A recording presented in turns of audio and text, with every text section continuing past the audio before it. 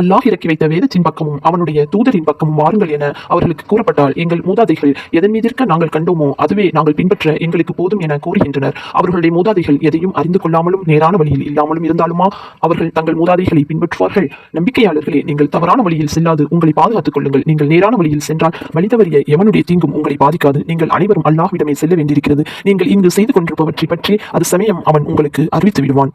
நம்பிக்கையாளர்களே, உங்களில் எவருக்கும் மரணம் சமீபித்து அவர் மரண சாசனம் கூற விரும்பினால் அவர் மரண சாசனம் வசியத்து கூறும் சமயத்தில் உங்களில் நம்பிக்கைக்குரிய நேர்மையான இருவர் சாட்சியாக இருக்க வேண்டும். அல்லது உங்களில் எவரும் பூமியில் பயணம் செய்து கொண்டிருக்கும் போது மரணம் சமீபித்தால் அது சமயம் சாசனத்தின் சாட்சிகளாக முஸ்லிம்களாகிய இருவர் கிடைக்காவிடில் நீங்கள் அல்லாத வேறிருவர் சாட்சியாக இருக்கவும்.